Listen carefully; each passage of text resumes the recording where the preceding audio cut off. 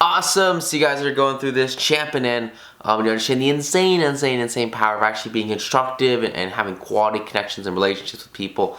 And why like arguments are just like bad. So I just want to finish it up here. A lot of really amazing core concepts here about really connecting with people and also transforming maybe challenges into actual opportunities for growth in your relationship, which is just ridiculously powerful. So let's go over to the computer and let's make it happen. All right, sweet. So, sort of finishing this part up, you see Dale, he's talking about this article from just this magazine called Bits and Pieces, and it talks about sort of turning disagreements into agreements.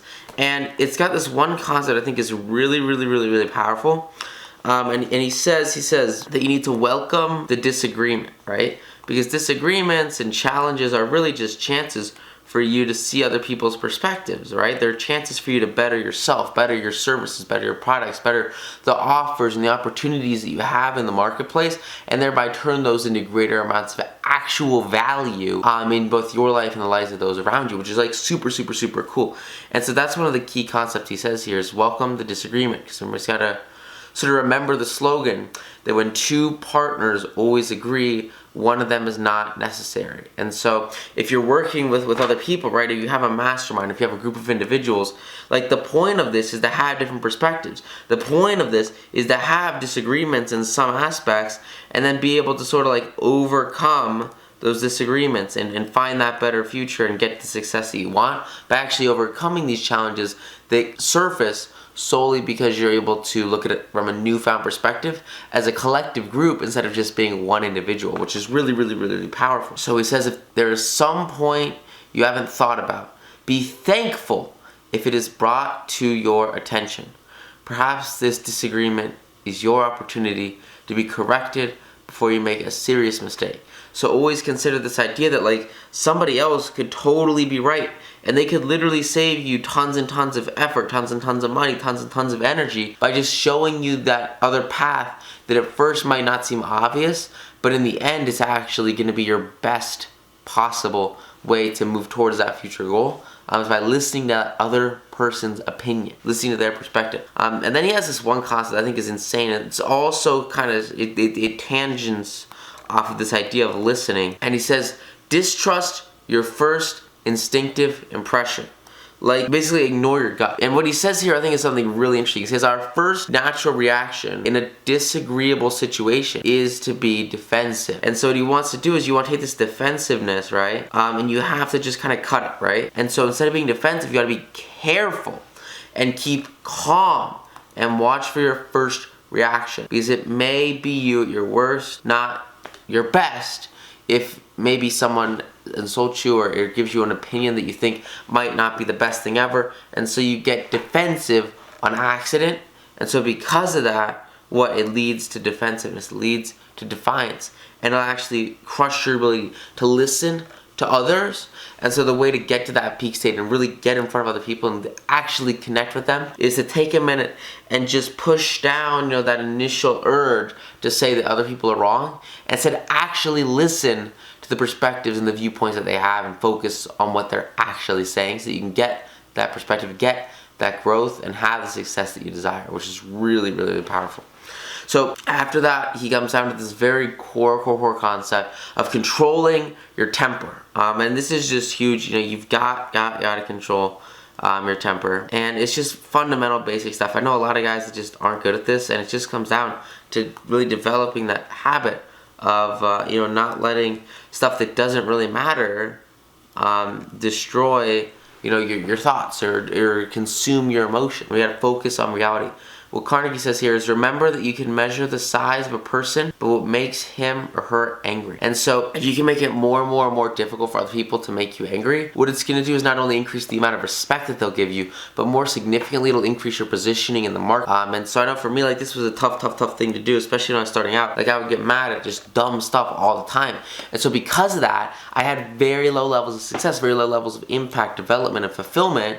Because what? Because was focused on getting angry, right? At various menial things. And anger, again, is just a poisonous emotion, something that's a bad thing to have. And so you want to really make it tough for people to get you mad. And what that's going to do is it's not only going to make it easier to sort of ignore people that just give you crap as you start to succeed, which is something that I sort of went through, is like just having, it's tough at the beginning, but if you've got a ton of naysayers that are just hating on you, like, you've got to take a step back and say, you know what, don't care, doesn't matter, not a big deal, walk away from it. And at first it's tough, but if you can do that, and if you can control your temper, and if you can really, you know, make it so that other people aren't actually able to piss you off, it'll make it so much easier not only to be happier in life, but also to have other people respect you, which is just so powerful. Because the, you know, most successful people, most respected, most admired people on the planet are the ones who have the ability to really sit down after a very difficult event goes down. And instead of being angry like 99% of people would be, they can sit, process it, understand what happened, and then objectively look at it from a third-party point of view and ask their team what happened here, what went wrong, and how can we solve this and fix it for a better experience in the future. And that's the growth path, mindset, and the trajectory that you want to get to that next level of success, which is just ridiculously cool. And then after that, and that's this key concept of listening first. So give others a chance to talk and genuinely listen to them. Let them finish. Do not resist, defend, or debate any other statements, and just stand there wholeheartedly listening to what they say. Because if you try to resist, defend, or debate, all it will do is raise barriers. And you want to try to build bridges of understanding. Don't want to build higher barriers of misunderstanding.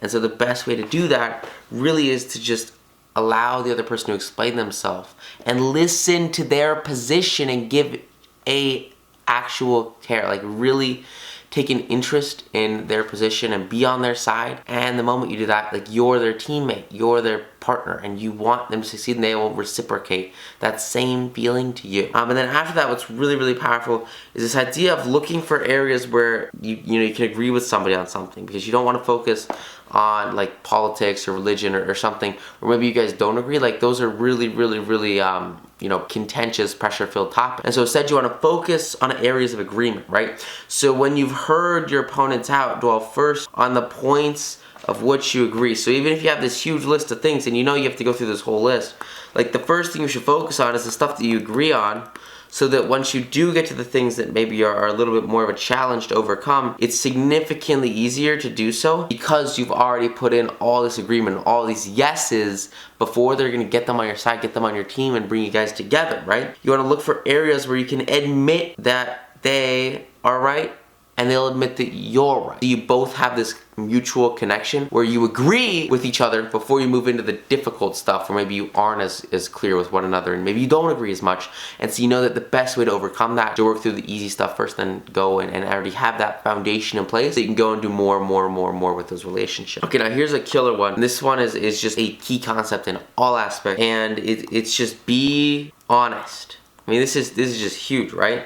You have to be honest. Look for areas where you can admit error and say so and apologize for your mistakes, because what it'll do is it will disarm your opponents and eradicate defensiveness so that they're on your side instead of trying to criticize you, because again, you've already put that criticism out there. You've already disarmed their arsenal of criticisms because you are being honest and you're saying immediately what your mistakes are and actually telling them, this is what happened, I apologize, let's move forward from it and make a better future a reality, because that's the potential that's here, that's the growth that's here, right? And then something that's really powerful is he says, promise to think over your opponent's ideas and study them carefully and mean it. Your opponent might be right, and so if you don't give their ideas a chance, you'll never know, right? It's a lot easier to agree to think about their points than to move rapidly ahead and find yourself in a position where your opponent can say, you know, we tried to tell you, but you wouldn't listen, right? So isn't it so much better to just maybe spend a little bit of time up front thinking about their ideas, so that when you actually go and start to implement this stuff, right, you have all the perspectives, you have all the viewpoints, you have all the potential, you have everything you can need to succeed right in front. That's the goal. And that's exactly what they go through here. Is this key concept.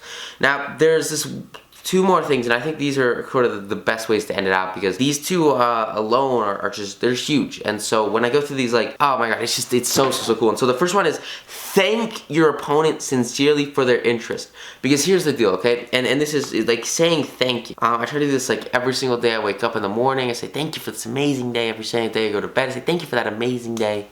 Because gratitude will change everything. And I've talked about it so much, but it's key here, right? Carnegie says, anyone who takes the time to disagree with you is interested in the same things you are. Think of them as people who really want to help you, and you may turn your opponents into friends. If I go to like investment clubs or something and I'm criticizing somebody's investment, or if I'm saying that it's the best investment ever, like the only reason I'm gonna point out flaws or point out successes or something like that is to make sure that objectively they have the best possible investment strategy.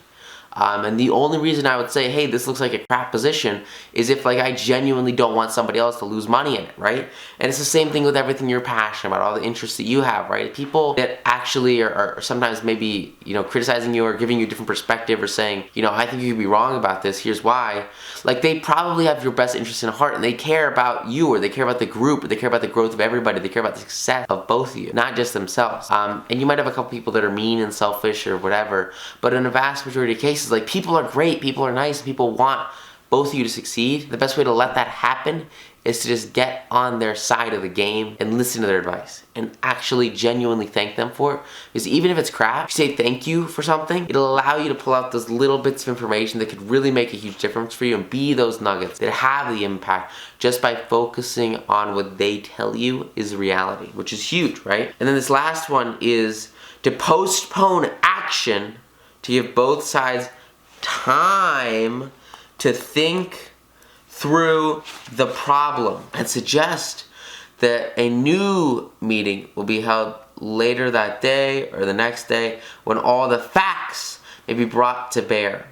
And in preparation, you can ask yourself some hard questions. You're giving yourself time. You're letting yourself chill out. You're letting yourself cool off. And you could say, okay, well, in all reality, you know, could my opponent be right? Could they be partially right? Is there truth or merit to their position or argument? Or is my reaction one that will relieve the problem? Or will it just relieve any frustration? Will my reaction drive my opponents further away? Or will it draw them closer to me? Will my reaction elevate the estimation good people have of me? Will I win or lose? What price am I gonna have to pay if I win? Ask yourself, what is the upside if you just have an argument that usually is gonna be crap? If I am quiet about it, will the disagreement blow over? Because in most situations, you can just kind of ignore stuff and it'll blow over. Is this difficult situation an opportunity for me to do the right thing and to say it's not a big deal? Don't sweat it. Back off. Back away. Let it happen. And he finishes off with this amazing thing. He says, opera tenor Jan Pierce, after he was married nearly 15 years, once said, my wife and I had a pact a long time ago, and we've kept it no matter how angry we've grown towards one another. When one yells, the other should listen, because when two people yell, there is no communication, just noise and bad vibration. Because the only way to get the best of an argument is to totally avoid it. And as soon as you avoid it, you're gonna open your life, your mindset, your possibilities, and your systems for personal and professional success to so many outside perspectives that'll allow you to have such huge amounts of growth and development and success that it's just a night and day difference. So that's really the goal here. That's the power, that's the determination, that's the drive. With everything here, it all kind of stems from really connecting intimately with others and then realizing the benefits of listening and actually caring about what they have to say, which is just ridiculously powerful. So I hope you guys get a ton of value from this module. Go out there, apply it, absolutely crush it. You now have totally mastered the art, not of argument, but of. So thank you guys so much. I'll see you in the next module, and have an amazing day. Woo! See ya.